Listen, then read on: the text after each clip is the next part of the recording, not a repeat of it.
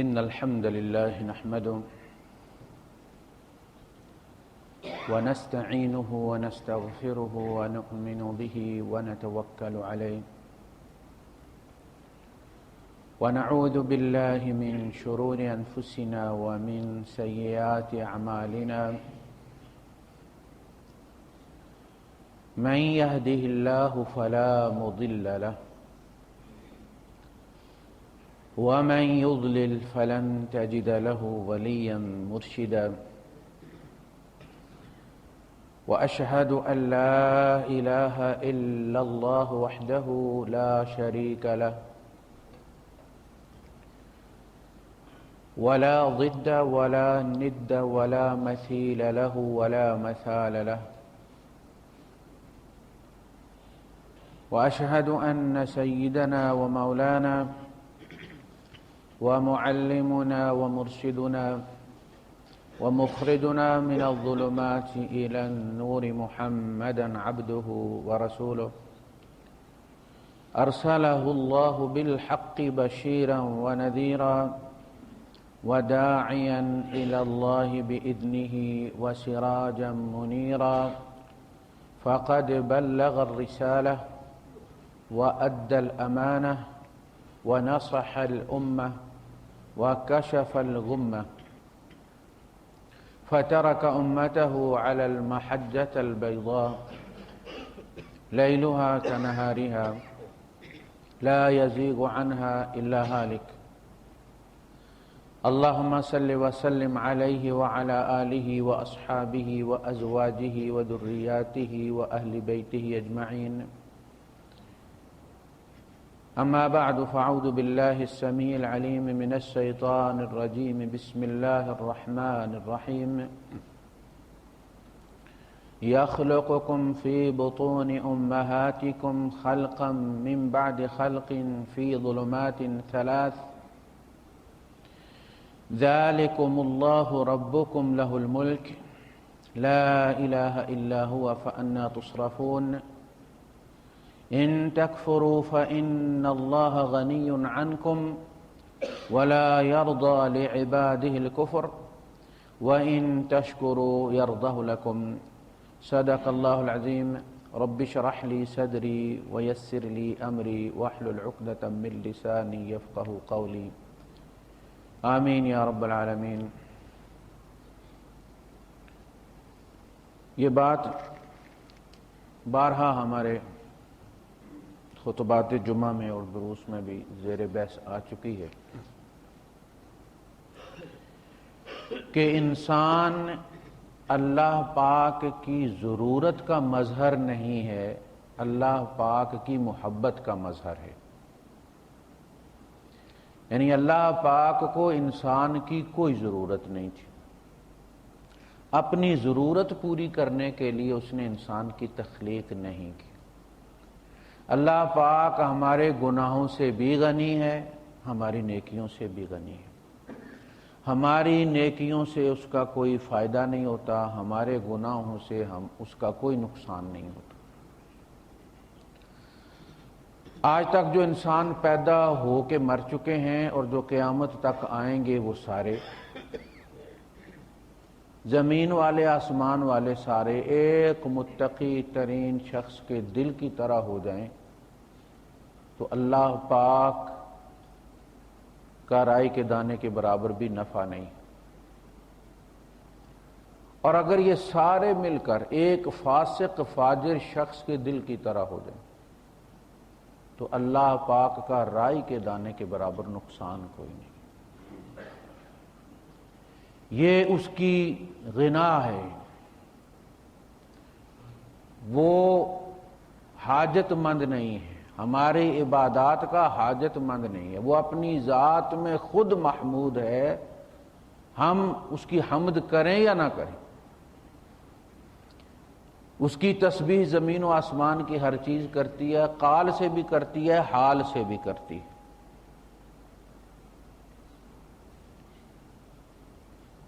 تو پہلی بات یہ ذہن میں رکھ لیں کہ اللہ پاک انسان سے محبت کرتا ہے، بلکہ انسان سے ہی محبت کرتا ہے۔ پوری کائنات میں صرف ایک جنس ہے، نوع انسان، جس سے اللہ پاک محبت کرتا، باقی سب کچھ اس کے لیے پیدا کیا، سب کچھ اس کا نوکر بنا دیا، سب کچھ اس کے قدموں میں ڈال دیا۔ اس کے لیے آسمان بنے ہیں، اس کے لیے زمینیں بنی ہیں، اس کے لیے سورج بنا ہے، اس کے لیے چاند بنا ہے، اس کے لیے گل و گلزار بنے ہیں، اس کے لیے پہاڑ بنے ہیں، اس کے لیے بحر و بر بنا ہے، اس کے لیے جنت بنی ہے، اس کے لیے جہنم بنی ہے، اس کے لیے فرشتے بنے ہیں، اس کے لیے کتابیں آئی ہیں، اس کے لیے شریعت بنی ہے، اس کے لیے انبیاء آئے۔ پورا نظام اس کے گرد گھومتا ہے، کائنات اس کے گرد گھومتی ہے۔ یہ وجہ وجود کائنات ہے۔ کائنات میں رب کا مطلوب صرف انسان ہے، باقی اس انسان کے وجود کے لوازمات ہیں۔ جس دن اس زمین پر ایک بندہ اللہ اللہ کرنے والا نہیں رہے گا، یہ زمین کتنی بھی آباد ہو، اس پر عمارتیں کتنی بھی بلند ہوں، اس پر کتنے ہی کارخانے ہوں، اس پہ کتنے ہی موٹر ویز ہوں، اللہ پاک اس دن اس زمین کی بساط لپیٹ دے گا، کہکشائیں الٹ دے گا، آسمان لپیٹ کر دائیں ہاتھ میں رکھ لے گا۔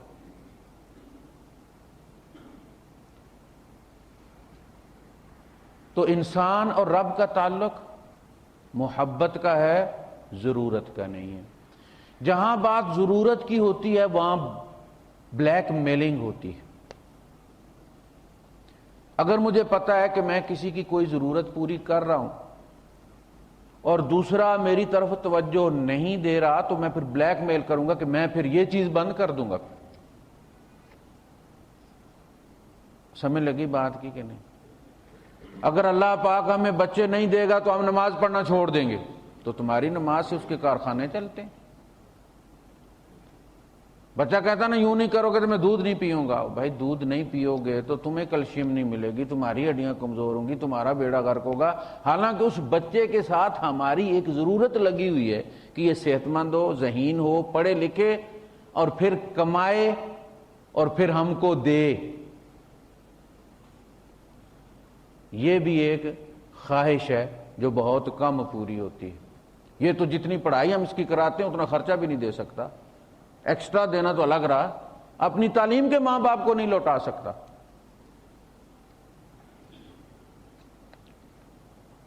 تو جہاں ضرورت ہوتی ہے وہاں بلیک میلنگ ہوتی ہے، جہاں محبت ہوتی ہے وہاں صرف اور صرف عطا ہوتی ہے۔ لہذا ماں باپ چونکہ محبت کرتے ہیں لہذا وہ بلیک میل نہیں کرتے۔ جو ان کا کام نہیں کرتا وہ اس کو بھی اسکول بھیجتے ہیں، اس کی بھی فیس دیتے ہیں۔ جو ان کی بات نہیں مانتا وہ اس کی بھی ضرورتیں پوری کرتے ہیں، اس لیے کہ پیار ہے، محبت ہے، اور محبت کی زبان عطا ہے۔ اسی طرح ہم بھی نافرمانیاں کرتے ہیں، اللہ پاک ہمیں دے رہا ہے، دونوں ہاتھوں سے دے رہا ہے، پیار ہے نا اس کا۔ گھروں میں جب فساد پڑتا ہے تو اس کی وجہ یہی ہوتی ہے کہ میاں بیوی دونوں ایک دوسرے کو بلیک میل کرتے ہیں۔ جب محبت ختم ہو جاتی ہے تو پھر ہر کوئی اپنا احسان جتلاتا ہے، میں نے یہ کیا اس گھر کے لیے، میں نے یہ کیا، میں نے نوکری چھوڑ دی، عورت کہتی ہے۔ شوہر اپنے دکھڑے روتا ہے۔ جب ہر بندہ یہ کہنا شروع کر دے، اپنے احسانات جتلانا شروع کر دے، تو وہ ملک بھی ٹوٹ جاتا ہے، گھر بھی ٹوٹ جاتا ہے۔ اگر ملک نہیں بچتا، ہر بندہ چھیننے چپٹنے پہ آ جائے، ہر بندہ اپنی قربانیاں گنوانے پہ آ جائے، تو ملک بھی نہیں بچتا۔ یہاں تو دینا ہی ہے، جس نے بھی دینا ہے، کم دیا یا زیادہ دیا، قربانی دینی۔ تو محبت کی زبان قربانی کی زبان ہے، کیونکہ اللہ پاک محبت کرتا ہے۔ لہذا ہمارے گناہوں کے باوجود ہمیں قبول کر لینے میں اس کی اپنی کوئی ضرورت نہیں ہوتی۔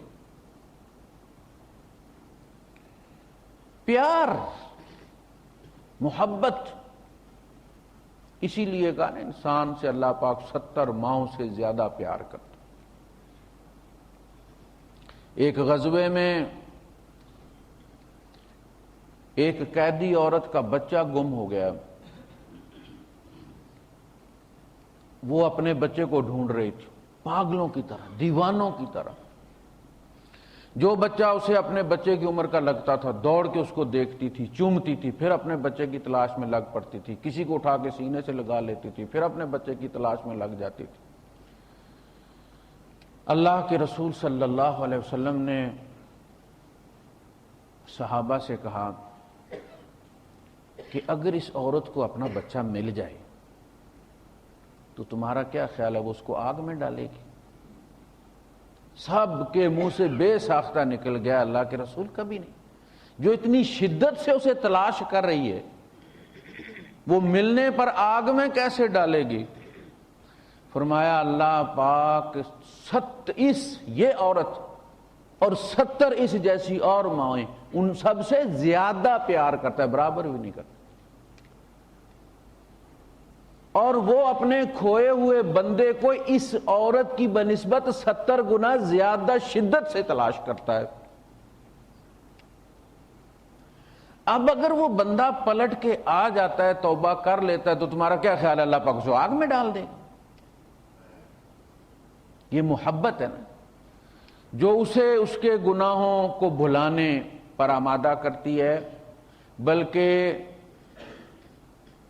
گناہوں کو نیکیوں میں تبدیل کرنے پر آمادہ کرتی ہے۔ بچہ جب گنواتا ہے ماں کو اپنی مشکلیں، جن مشکلوں سے وہ گزر کر آیا، گھر سے بھاگ گیا، فٹ پاتھوں پہ بھوکا سوتا رہا،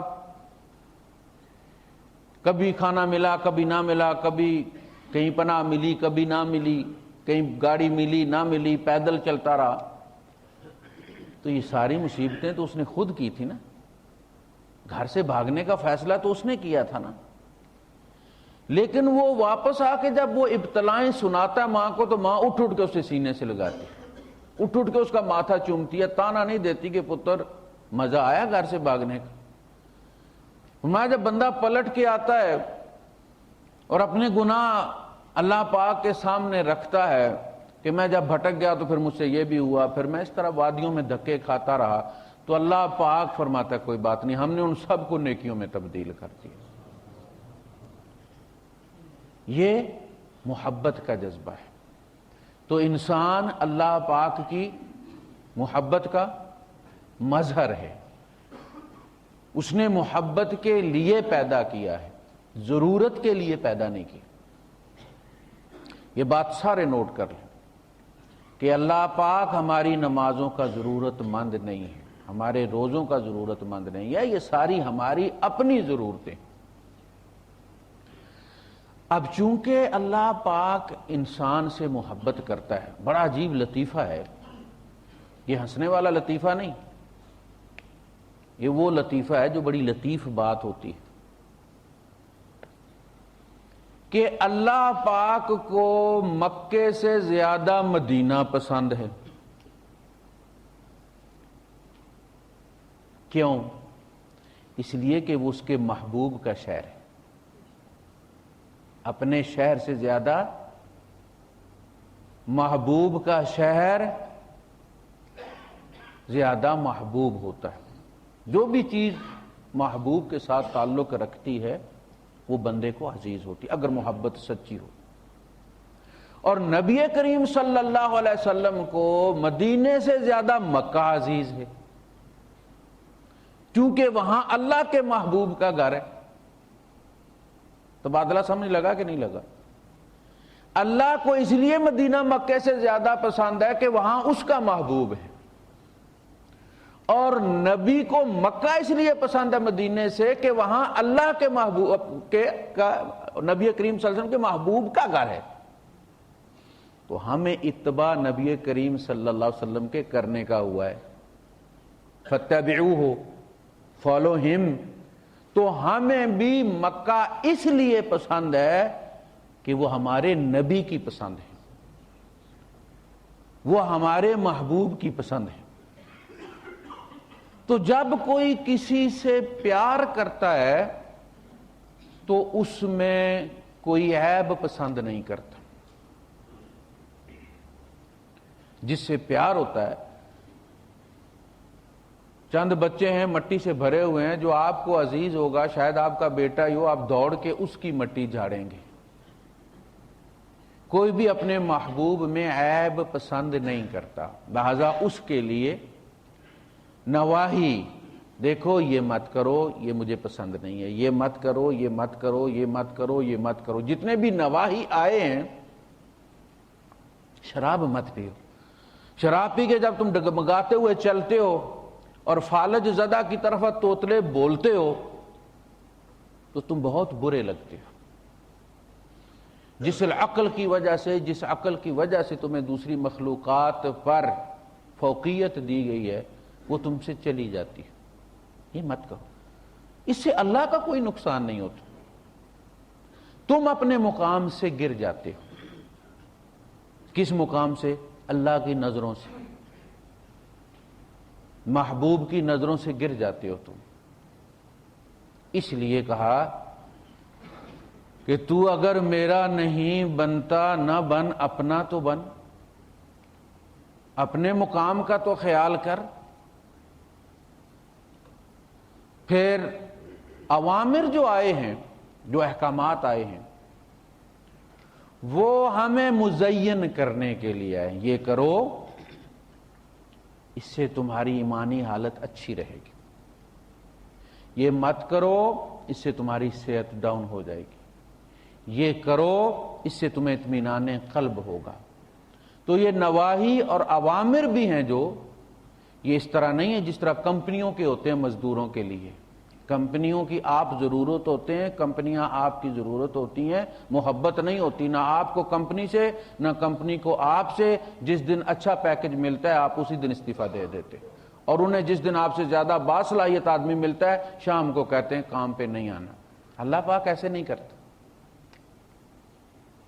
اللہ پاک ایسے نہیں کرتا. وہ تو دھو دھو کے تمہیں واپس لے کے آتا ہے، دھو دھو کے تمہیں واپس لے کر آتا ہے. روز رات کو دونوں ہاتھ رحمت کے پھیلا کر کھڑا ہو جاتا ہے دھونے کے لیے. نماز سے نماز تمہاری صفائی ہوتی ہے، جمعے سے جمعہ تمہاری صفائی ہوتی ہے، رمضان سے رمضان صفائی ہوتی ہے، عمرے سے عمرے کی صفائی ہوتی ہے، حج سے حج کی صفائی ہوتی ہے. پتہ نہیں وہ تمہیں کتنی بار دھوتا ہے. تو وہ تو تمہیں دھو دھو کے رکھتا ہے، نکالتا نہیں. تو انسان اللہ پاک کی محبت کا مظہر ہے، اور کائنات میں ایک ہی چیز ہے جس سے اللہ پاک پیار کرتا ہے، وہ نوع انسانی ہے. باقی ساری چیزیں اس کی ضرورت کے لیے پوری کی ہیں، اس کے لیے.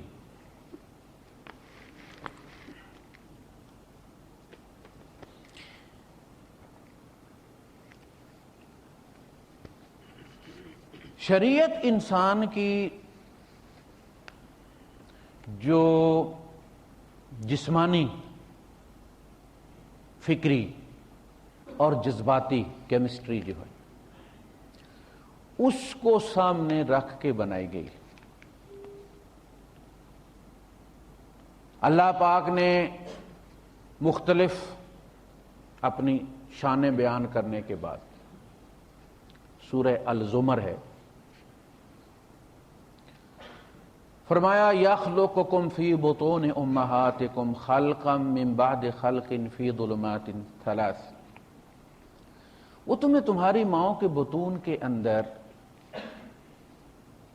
خلق پر خلق، تخلیق پر تخلیق، صورت پر صورت بناتا چلا جاتا ہے، بدلتا چلا جاتا ہے. فخلقنا النطفة علقة فخلقنا العلقة مضغة فخلقنا المضغة عظاما فكسونا العظام لحما ثم انشأناه خلقا آخر فتبارك الله احسن الخالق.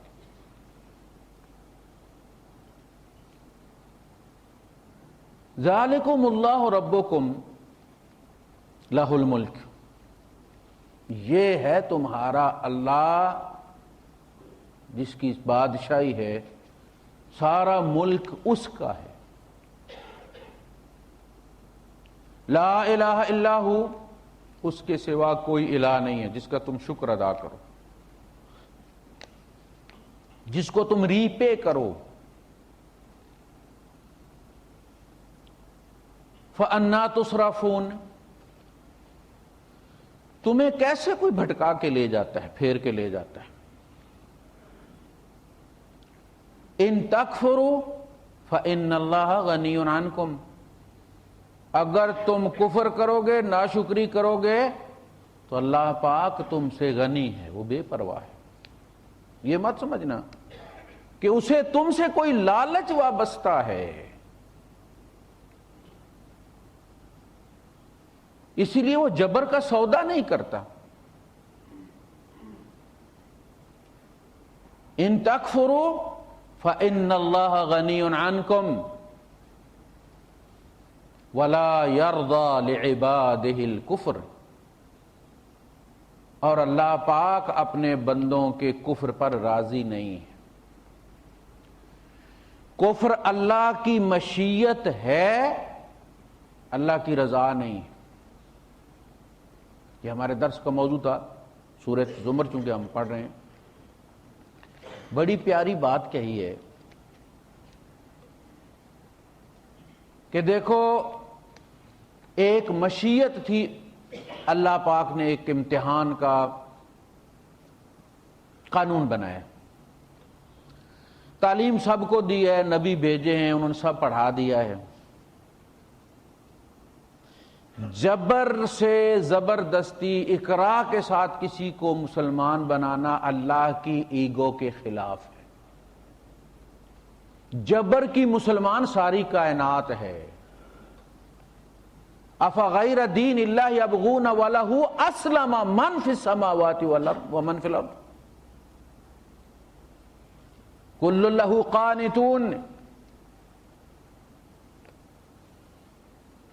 تم دین اللہ کے بغیر کوئی اور دین تلاش کر رہے ہو، جبکہ زمین و آسمان میں سارے مسلمان ہیں۔ سورج مسلمان ہے، جو ڈیوٹی لگی ہے۔ تم تو صورت تھوڑی سی نماز میں لمبی ہو جائے تو بار بار گھڑی نماز میں ہی دیکھنا شروع ہو جائے، تو یہ مولوی آج چھوڑے گا بھی یا نہیں؟ وہ کتنے عرصے سے ڈیوٹی دے رہا ہے، کل لہ قانتون، کتنا تابعدار ہے۔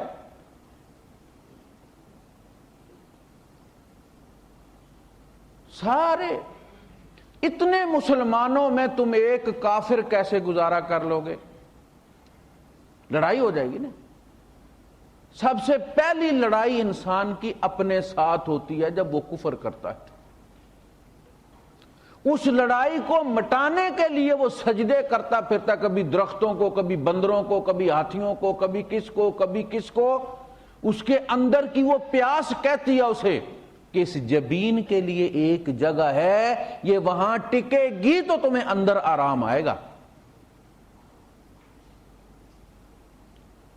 اس تلاش کو مد نظر رکھتے ہوئے رسول بھیجے گئے کہ انسان کے اس اندر کی پیاس کو رستہ چاہیے، اس لیے کہ اگر اسے ٹھیک رستہ نہ ملا تو یہ غلط رستے پہ سر رکھ دے گا۔ اس نے ایک امتحان کا قانون بنایا، پڑھایا سب کو، مداخلت نہیں کی۔ من شاء فلیؤمن ومن شاء فلیکفر۔ مشیت اس کی امتحان ہے، رضا اس کی انسان کی کامیابی ہے۔ لہذا جو انسان کامیاب ہوئے، کیا فرمایا؟ فرمایا رضی اللہ عن المؤمنین رضی اللہ عنہم ورضوا عنہ۔ مشیت اور چیز ہے، رضا اور چیز۔ اس کی میں مثال میں نے دی تھی کہ امتحان ہو رہا ہے، کمرے کے اندر جو ممتحن ہے، نگران ہے، جو وہ راؤنڈ کر رہا ہے، وہ دیکھ رہا ہے کہ اس کا اپنا بیٹا غلط سوال کر رہا ہے، اور وہ خود میتھ کا ٹیچر ہے، اور بیٹا میتھ کا پیپر دے رہا ہے، اور وہ دیکھ رہا ہے کہ یہ غلط طرف چڑھ گیا ہے، ظاہر اب اس کا جواب صحیح نہیں آ سکتا۔ قانون کا تقاضا یہ ہے، مشیت یہ ہے،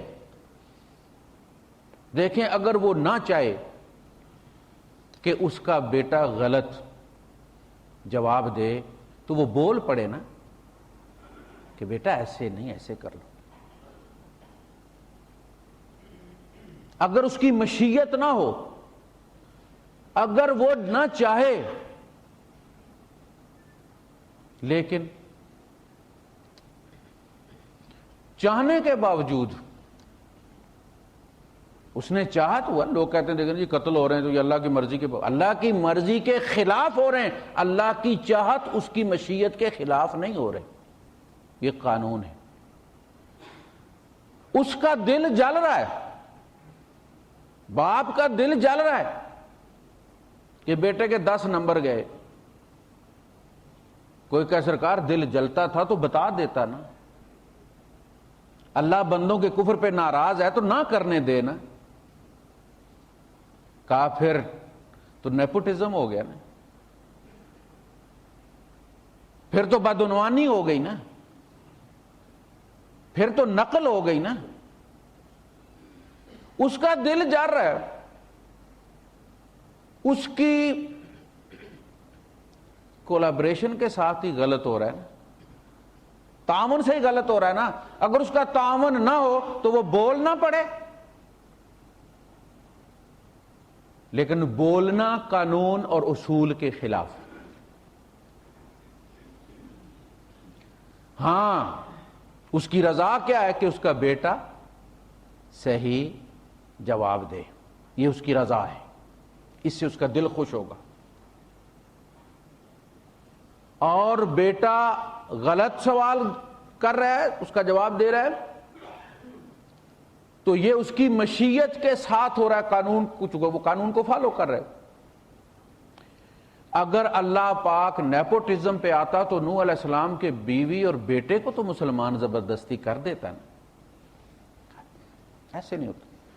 نبیوں کو جبرن اس لیے معصوم بنایا گیا ہے، گناہ نہیں کرنے دیا گیا کہ وہ پیمانہ حیات ہیں، وہ ٹیمپر نہیں ہونا چاہیے، کیونکہ ان کی زندگی نمونہ ہے۔ اگر نمونہ ہی کرپٹ ہو گیا تو کرپشن کو کیسے روکو گے؟ لہذا نمونے کو اللہ پاک نے جبرن، ہر نبی معصوم ہوتا ہے، یعنی اس کی چاہت ہی مسلمان ہوتی ہے۔ یہ بہت بڑا مقام ہے۔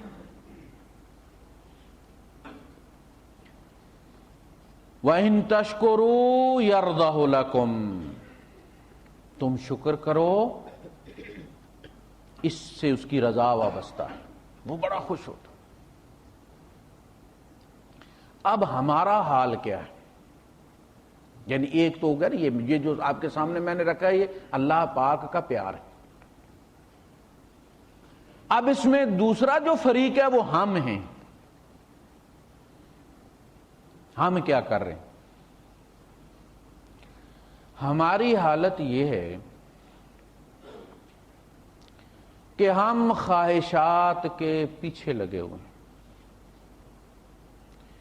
یہ خواہشات وہ بلبلے ہیں جو بچہ صابن کے بنا کے اڑاتا ہے، پھر انہیں پکڑتا ہے، کچھ پکڑے جاتے ہیں، لیکن جو پکڑے جاتے ہیں، کسی نے دیکھا ہے کسی کے ہاتھ میں بلبلا ہے؟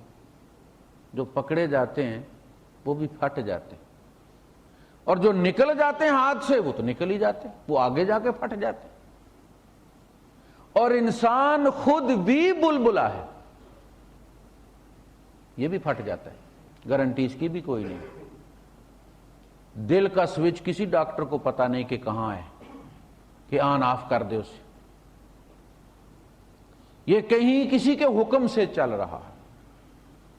دل جب نکال کر وہ سائیڈ پہ رکھ لیتے ہیں، بندے کو مشینوں پہ لگا دیتے ہیں، وہ بلڈ پمپ کرتی رہتی ہیں تاکہ اس کے برین وغیرہ اور جو ہے اس کو خون ملتا رہے، کوئی چیز اس کی ڈیڈ نہ ہو، تو دل کو وہ ٹھیک کرتے ہیں۔ جیسے کارپوریٹر نکال لیتا نا مکینک، تو پھر اس کے اندر چیزیں رکھنا، بٹر فلائی رکھو، فلاں رکھو، فلاں رکھو، اس طرح ڈاکٹر اس کے وال وغیرہ ٹھیک کرتے رہتے ہیں۔ اس کے بعد پھر ٹھیک کر کے پھر فٹ کرتے ہیں اس کو۔ کہا ڈاکٹر صاحب یہ چلنا کیسے شروع ہوتا ہے؟ کہتے ہیں جی اللہ کی مرضی سے چلتا ہے۔ جس کی زندگی ہوتی ہے بس جو ہی خون اس کو ٹچ کرتا ہے یہ دھک دھک دھک دھک شروع کر دیتا ہے۔ ہمارے پاس اس کا کوئی بٹن نہیں ہے، اسی لیے ہم پہلے سائن کروا لیتے کہ دل نہ چلا بھائی صاحب تو ہم ذمہ دار نہیں ہیں، اس لیے کہ اس کا بٹن ہمیں کوئی نہیں پتا۔ یہ قدرت ہے کہ جو ہی وہ خون کو ٹچ کرتا ہے تو وہ پمپ کرنا شروع کر دیتا ہے، اور جس کی نہیں لکھی ہوئی ہوتی لگا دیتے ہیں، چلتا نہیں، ختم ہو گئی۔ خواہشات، ایک بلبلا بلبلوں کے پیچھے دوڑتا ہوا کسی وادی میں پھٹ جاتا ہے۔ میاں محمد صاحب نے فرمایا تھا، بلبل سی ایک باغے اندر آلنا پئی بناندی، اجے نہیں چڑھیا توڑ محمد اٹھ گئی کرلاندی۔ ہم آشیانے بناتے ہیں، اچھا یہ جو زمین ہے جہاں ہم ہیں اور جس سے ہم ہیں، منہا خلقناکم، یہ اسی میں سے مٹھی لی گئی۔ آپ ایک مخصوص قطعے کے اندر سے مٹی اٹھا لیں، اس کو ایک پیالے میں رکھ لیں، اس میں پانی ڈالیں آپ، اور جو باہر رہ گئی ہے زمین پر وہاں بھی پانی دیں آپ، جو جو جڑی بوٹی وہاں اگے گی وہ آپ کے پیالے میں بھی اگائے گی، اس لیے کہ جو بیج اس کے ساتھ مخلوط تھے، ملے ہوئے تھے جڑی بوٹیوں کے، جھاڑ جنگھاڑ کے، وہ جو مٹی آپ نے پیالے میں لی ہے وہ اس مٹی میں بھی وہی آئے ہیں، ایک ہی سیمپل ہے۔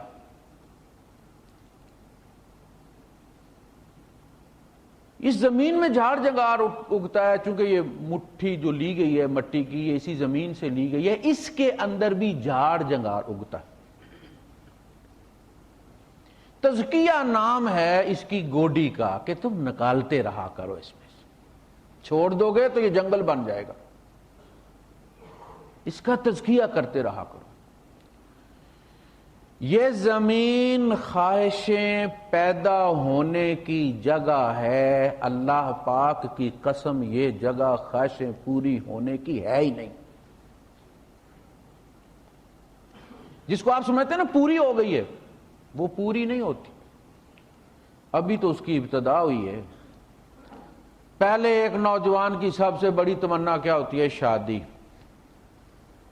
خواہش پوری ہو گئی ہے، یا ابھی اس نے بچے دینے، ابھی اس کے پھول لگنے، اب اولاد، سال 2 سال بعد ڈاکٹروں کے پاس تعویذ گنڈا، اب ایک نئی خواہش جو ایمان بھی لے جاتی ہے، اولاد ہو گئی، بس خواہش پوری ہو گئی ہے، ابھی تو پھول لگا، پھل لگنے۔ جوان ہونا، تعلیم اعلیٰ حاصل کرنا، ٹھیک ہے بچے نے تعلیم اعلیٰ حاصل کر لیا، امریکہ سے واپس آ گیا ڈگری لے کے، خواہش پوری ہو گئی، اب اچھی نوکری، پھر خواہش پوری ہو گئی ہے۔ نہیں بھائی صاحب، اس انسان کی خواہش کبھی پوری نہیں ہوتی، اس لیے کہ یہ جگہ خواہشیں پوری ہونے کی ہے ہی نہیں۔ اللہ پاک نے فرمایا میں نے ایک ہی جگہ رکھی ہے جہاں تمہاری خواہشیں پوری ہوں گی، وَلَكُمْ فِيهَا مَا تَشْتَهِي أَنفُسُكُمْ، جو چاہو گے وہ ہوگا۔ تو بندہ جب زیادہ خواہشیں کرتا ہے تو جو خواہش بھی نامکمل رہتی ہے وہ ایسے خالی تھوڑی چلی جاتی ہے، وہ آپ کی شخصیت پر ایک سکار بن جاتا ہے، زخم کا نشان بن جاتا ہے، اندر سے جاتا نہیں۔ اس لیے ہمارے زخم ہیں ہم اندر سے۔ ایک قبیلے کے لوگ آئے وفد بن کے نبی کریم صلی اللہ علیہ وسلم کے پاس،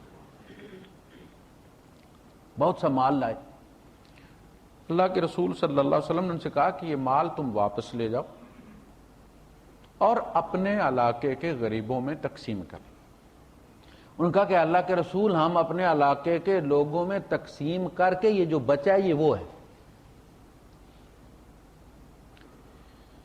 آپ نے فرمایا اچھا، حضرت بلال رضی اللہ تعالیٰ عنہ سے آپ نے کہا کہ ان کی ضیافت کرو، یعنی جب وفود آتے رہتے تھے تو پہلے ایک گھر دار الضیافہ کے طور پہ لیا گیا تھا جہاں ان کو ٹھہرایا جاتا تھا، وہ حضور سے ملنے سے پہلے وہاں ٹھہرائے جاتے تھے، وہ نہاتے دھوتے تھے، کپڑے نئی بدلی کر، اس لیے کہ وہ اے سی والی گاڑی سے تو باہر نہیں نکلتے تھے، اونٹ پہ گھوڑے پہ سفر کر کے آتے تھے، کوئی یمن سے آ رہا ہے دھول دھول ہوا، تو پھر وہاں انہیں ٹھہر کے آرام کر کے نہا دھو کے کپڑے بدلی کر کے پھر وہ حضور کی خدمت میں حاضر ہوا۔ پھر یہ گھر چھوٹا پڑ گیا تو ایک اور صحابی تھے جنہوں نے اپنا بہت بڑا گھر، جس کی حویلی کے اندر مختلف یونٹس بنے ہوئے تھے جیسے ایک محل میں ہوتے ہیں، وہ دارالضیافہ کے طور پر جو ہے وہ کر دیا گیا۔ بعد میں عمر فاروق رضی اللہ عنہ دارالضیافہ کے نام پر پھر باقاعدہ خرید کر جو وہ اب نے کہا دارالضیافہ میں ٹھہراؤ اور ان کی اچھی خدمت کرو۔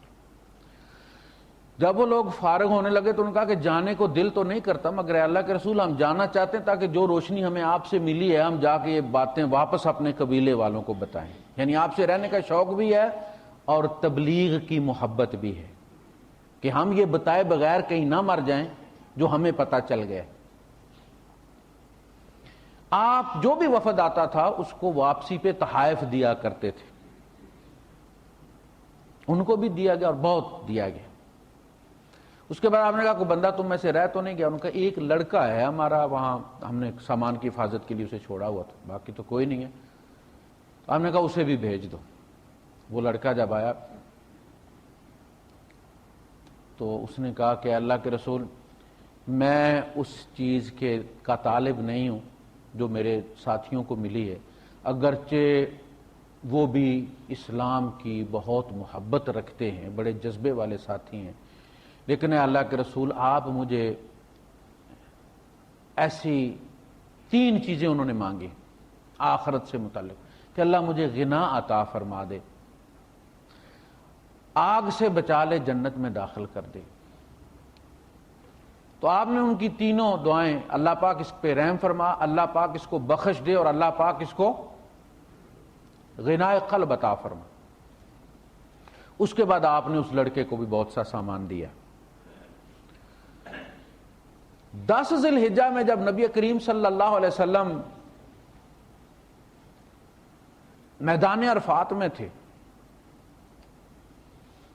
وہ وفد اس قبیلے کا ملا تو اللہ کے رسول صلی اللہ علیہ وسلم نے ان سے پہلی بات یہ جو پیچھی ہوئی ہے کہ اس لڑکے کا بتاؤ کیا حال ہے۔ دیکھیں یادداشت اور لوگوں کے ساتھ نبی کریم صلی اللہ علیہ وسلم کا تعلق۔ مدینے ایک بندہ آیا کسی قبیلے کے وفد کے ساتھ، تو آپ نے اس کو دیکھا تو آپ نے فرمایا کہ تم عکاظ کے میلے میں مجھے نہیں ملے تھے؟ اس نے کہا اللہ کے رسول میں بالکل وہی شخص ہوں، آپ نے مجھے صحیح پہچانا ہے، اللہ کی قسم میں ان سب میں سب سے زیادہ گستاخ تھا آپ کے ساتھ، اور وہ سب بہت کریم تھے آپ کے ساتھ۔ میرے دوسرے ساتھی جو تھے وہ بڑے پولائٹ تھے اور آپ کے ساتھ بڑے ادب کے ساتھ بات کر رہے تھے، اور میں بڑھ بڑھ کے آپ کی گستاخی کر رہا تھا۔ میں اللہ کے رسول میرے رب کا کرم دیکھیں آپ کہ مجھے ہدایت ملی ہے اور وہ سارے کافر ہیں۔ یعنی حضور چہرے سے بندے کو پہچان لیتے تھے، کہاں ملاقات ہوئی ہے، کہاں عکاظ کا میلہ، ابھی ابتدائی دور تھا اسلام کا، اور کہاں وہ بندہ جو ہے وہ کتنے عرصے کتنے سالوں بعد، اور اس نبی کے ساتھ جس کا انٹریکشن بہت تھا، بہت سارے لوگ آتے جاتے رہتے تھے۔ انہوں نے کہا کہ اللہ کے رسول وہ بندہ عجیب ہے، اللہ کی قسم ہمارے قبیلے میں اس سے زیادہ نیک بندہ کوئی نہیں، اس کی حالت یہ ہو گئی ہے کہ سونا بٹتا رہے پاس، وہ نگاہ اٹھا کے نہیں دیکھتا۔ آپ نے فرمایا وہ شخص مجھے امید ہے کہ کامل مرے گا، کامل مرے گا۔ اس پہ صحابہ نے پوچھا ہے اللہ کے رسول کہ سارے انسان کامل نہیں مرتے؟ آپ نے کہا نہیں۔ یہ بات آپ کو سمجھ لگے گی کہ آپ نے بہت ساری اپلیکیشنز کھولی ہوئی، بہت سارے فولڈر کھولے ہوئے، بہت سارا ڈیٹا آپ نے ڈسپلے کیا ہوا ہے، اور پیچھے سے بجلی چلی جاتی ہے، کمپیوٹر آپ کا بند ہو جاتا ہے، تو وہ کمپلیٹ بند ہوا ہے؟ نہیں نا، آپ اگر اسے کمانڈ دیتے ہو، کہتا جی آپ نے اس حالت میں بند کیا تو آپ کا بہت سارا ڈیٹا ضائع ہو جائے گا، بندے کے پتروں کی طرح ایک ایک فولڈر کر کے پہلے بند کرو پھر کمپیوٹر بند کرو۔ ایسا انسان جو سارے فولڈر بند کرتے کرتے کرتے تیار ہو کے بیٹھا ہوا کہ فرشتہ آئے اور وہ کندھے پہ پرنا رکھے اور کہ چلو بھائی، یہ ہے کامل مرنا۔ حضور نے فرمایا بہت سارے لوگ اپنی بہت ساری خواہشوں کو بہت ساری وادیوں میں پھیلائے بیٹھے ہوتے ہیں، یہاں تک انہیں موت آ جاتی اور وہ سارے فولڈر کھلے ہوئے ہوتے ہیں۔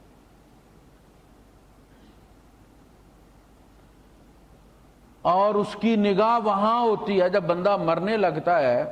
آپ دیکھیں ماں باپ کا پیار، اور قرآن کے آپ لطائف دیکھیں، قرآن کی آپ رمزیں دیکھیں۔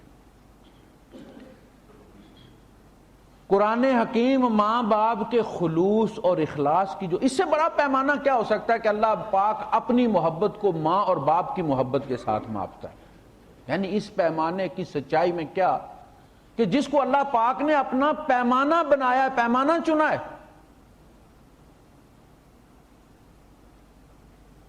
فرمایا بندہ جب مرنے لگتا ہے تو اس کا خیال اپنی اولاد میں اٹکا ہوا ہوتا ہے۔ یہ کون کہہ رہا ہے؟ اللہ۔ وہ ہر مرنے والے کے احوال سے واقف ہوتا ہے۔ اس جیسی نازک صورتحال میں بھی ماں باپ کے خلوص کا اندازہ کریں کہ نظر اولاد پہ لگی ہوئی ہے، اس کا کیا بنے گا۔ قبر میں وہ جا رہا ہے، کہتے ہیں چائنا میں کوئی بادشاہ تھا، اس نے قانون بنایا ہوا تھا کہ 60 سال کے بعد 70 سال کے بعد جب باپ بوڑھا ہو جاتا تھا تو وہ ایک پہاڑی انہوں نے بنائی ہوئی تھی، وہ اس پر سے اس کو نیچے گرا دیتے تھے تاکہ معاشرہ جو ہے وہ ناکارہ لوگوں سے پاک رہے اور ایکٹیو اور سمارٹ لوگ معاشرے کا حصہ ہوں۔ ایک نوجوان اپنے باپ کو کندھوں پہ بٹھا کے تو گرانے کے لیے لے کے چلا، تو اس کا باپ جو تھا وہ اس نے کندھے پہ بٹھائے ہوئے تھے، وہ درختوں کے پاس سے گزرتا تو وہاں سے ٹہنی توڑتا، کسی کا پھول توڑتا اور گراتا جا رہا تھا۔ اس نے پوچھا ابا کیا کر رہے ہو؟ اس نے کہا پتر تو اس راستے پہ پہلے کبھی نہیں آیا، تو مجھے ڈر یہ ہے کہ تو جاتے ہوئے راستہ بھٹک جائے گا بیٹا، یہ بڑا خطرناک علاقہ ہے، تو اس لیے میں یہ درختوں کے پتے اور یہ ٹہنیاں پھینکتا جا رہا ہوں، واپسی پہ ان کو تم دیکھتے جانا تو واپس اپنے گاؤں میں پہنچ جاؤ۔ اب یہ بات سن کے بیٹے کا دماغ پھر گیا، میں اس شخص کو پہاڑ سے گرانے جا رہا ہوں، یہ موت کے منہ میں جانے والا ہے، پھر بھی اسے اپنی نہیں میری زندگی کی فکر ہے، میرا بیٹا نہ کہیں بھٹک کے مارا جائے، یہ ٹھیک ٹھاک واپس اپنے گھر پہنچ جائے۔ اس نے وہیں سے واپس یو ٹرن کر لیا، گھر لیا، اس کو چھپا کے رکھ دیا اسے۔ بہرحال بعد میں پھر بادشاہ نے وہ فیصلہ واپس لے لیا، یہ بھی ایک حصہ ہے اس کہانی کا آخر میں۔ لیکن اللہ پاک فرماتا وَلْيَخْشَ الَّذِينَ لَوْ تَرَكُوا مِنْ خَلْفِهِمْ ذُرِّيَّةً ضِعَافًا خَافُوا عَلَيْهِمْ فَلْيَتَّقُوا اللَّهَ۔ لوگوں ڈرو اس حال سے کہ تم میں سے کسی کی اولاد اور پھر جب وہ مرنے لگے تو اپنی اولاد کے غم میں مرے، اس کی دھیان ادھر اٹکا ہوا ہو کہ میری اولاد کا کیا بنے گا، یہ تو چھوٹے چھوٹے ہیں، اس کے چچے رگڑ کے کھا جائیں گے ساری جائیداد۔ لہذا یہ جو تم یتیموں کا حال کرتے ہو یہ بالکل غلط ہے، ایسا نہیں ہونا چاہیے۔ ان الذین یاکلون اموال الیتامی ظلما انما یاکلون فی بطونہم نارا وسیصلون سعیرا۔ لہذا اللہ پاک نے جو وراثت کا قانون بنایا ہے وہ اس لیے بنایا کہ مرنے والا تسلی سے مرے کہ میرے بیٹوں کو اولاد کو وہ ملے گا جو شریعت نے مقرر کیا۔ یہ خواہشیں، جوان ہے، شادی ہونے والی ہے، صرف 4 دن رہ گئے ہیں شادی میں، بخار ہوا ہے جوان کو، مر گئے۔ شادی سے پہلے گھر بنایا بہت خوبصورت، نہیں پوری ہوئی۔ شادی ہونے والی ہے، منگنی ہو چکی ہے، کپڑے بن چکے ہیں، دولہے کی وہ جو سرخ چادر ہوتی ہے کڑھائی والی جو اس پہ ڈالی جاتی ہے تیار ہو گئی ہے، جمعے والے دن دولہا قتل ہو گیا۔ ماں نے لا کے وہ چادر بچے کی قبر پر ڈال دی ہے۔ یہ بے بسی ہے نا ارمانوں کی، بچے کے کندھوں پر نہیں ڈال سکی تو قبر پر سے۔ اس کی منگیتر گملہ لے کر آئی ہے پھولوں کا، مٹی کا بنا ہوا گملہ، اس میں جو پھول تھے اس نے وہ قبر پر لگا دیے اور گملہ توڑ دیا۔ گملہ واپس لے جاتے ہیں، اس میں پھر مٹی ڈال کے نئے پھول لگاتے، اس نے گملہ توڑ دیا۔ میں اس کے قتل پر نہیں رویا تھا، میں اس کے گملے پہ رویا ہوں۔ یہ سمبل ہے، نہ اس گملے میں آئندہ کبھی پھول اگیں گے، نہ اس دل میں کبھی خوشیاں آئیں گی۔ خواہش، جوان بیٹا پڑھنے بھیجا ہے، فارغ ہو گیا ہے، آنے والا ایکسیڈنٹ ہوا ہے، کومے میں چلا گیا ہے، ماں یہاں سے گئی ہے، مہینہ ڈیڑھ مہینہ سرانے بہ کے روتی رہی ہے، کہتی ہے ایک دفعہ وہ آنکھیں کھول کے پہچان لیتا نا امی آئی ہے، کوئی بات نہیں تھی، زندگی موت اللہ کے ہاتھ میں، ہم مسلمان ہیں، لیکن اسے پتہ چل جاتا کہ امی پہنچ گئی ہے، وہ حسرت لے کے مرا ہوگا کہ پتہ نہیں ماں کو بھی خبر ہوگی کہ نہیں ہوگی۔ امریکہ میں لوٹ لیا انہوں نے نوجوان کو، اور مار مار کے ہتھوڑیاں اس کا سر جناب علی، لوٹ بھی لیا ہے، وہ بھی اسی طرح کومے میں پڑا رہا اور پھر اسی میں چلا گیا۔ خواہشیں پوری ہونے کی جگہ یہ نہیں ہے۔ بڑی پیاری آیت ہے سورہ قاف کی، فرمایا ادخلوها بسلام، اس میں سلامتی کے ساتھ داخل ہو جاؤ جنت میں۔ ذالک یوم الخلود، اور بندیا ہمیشگی کا دن یہ دن ہے، تو دنیا میں قلے کڑاتا رہے، دنیا تو جگہ ہی نہیں تھی خلود کی، وہاں تو ہر چیز، پورا نظام کائنات لے اجل مسمى،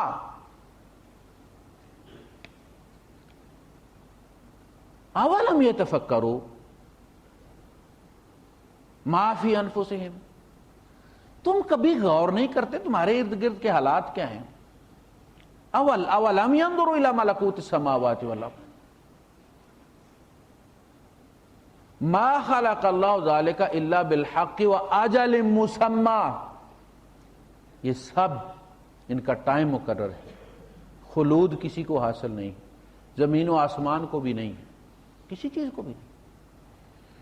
ماں باپ بچھڑتے ہیں، اولاد بچھڑتی ہے، دوست بچھڑتے ہیں، کوئی پتہ نہیں کہاں چلا جاتا ہے، کون پتہ نہیں کہاں چلا جاتا ہے۔ وَتَتَّخِذُونَ مَصَانِعَ، مصنع کس کو کہتے ہیں؟ انڈسٹری کو۔ صناعیہ کس کو کہتے ہیں آپ؟ انڈسٹریل ایریے کو۔ مصنع فیکٹری کو کہتے ہیں۔ وَتَتَّخِذُونَ مَصَانِعَ لَعَلَّكُمْ تَخْلُدُونَ، تم کاریگریاں دکھاتے ہو زمین پر تاکہ تمہیں خلود حاصل ہو جائے۔ جاؤ جا کے وہ 12 دری میں نور جہاں کا مقبرہ دیکھو، بر مزارے ماں غریباں نے چراغے نے گلے، شعر لکھا اس کی لوہے قبر پر، لگتا ہے ولی اللہ تھی، اسے اپنا اشر پتہ لگ گیا تھا کہ یہاں کتے بچے دیں گے۔ بر مزارے ماں غریباں نے چراغے نے گلے، نے پرے پروانہ سوزد نے صدائے بلبلے، چراغ ہوتا تو کوئی پروانہ جلتا نا، پھول ہوتا تو کوئی بلبل آتی نا۔ وہاں تو اب سمگلر جو ہے وہ تاوان وصول کرتے ہیں بچوں کا، جاتے ہوئے لوگوں کو ڈر لگتا ہے۔ نور جہاں برما، ہندوستان، بنگلہ دیش، پاکستان کی ملکہ، خلود ذالک یوم الخلود، یہ ہے ہمیشگی کا دن، تمہیں ہم اس کے لیے کہتے رہے کہ اس کی تیاری کرو۔ ذالک یوم الخلود لہم ما یشاؤون فیہا ولدینا مزید، اور وہ مزید رب کا دیدار ہے۔ تو ہماری کیا کیفیت ہے؟ رب کا ہم سے پیار دیکھیں آپ، ہماری خواہشوں کے پیچھے دوڑ دیکھیں آپ،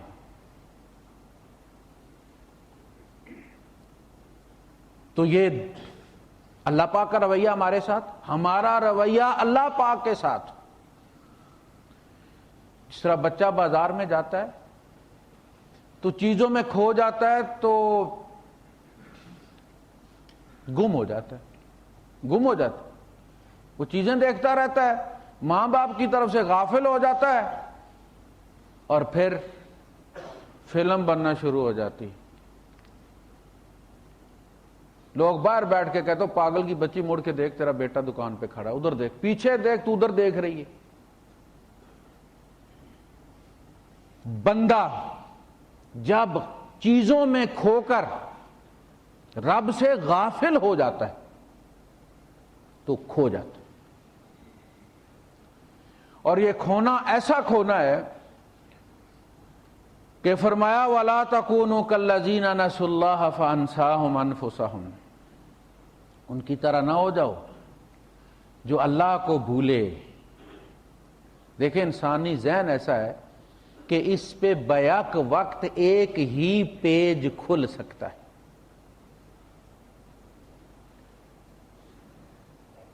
اگر رب والا کھولو گے تو دوسرا بیک گراؤنڈ میں چلا جائے گا،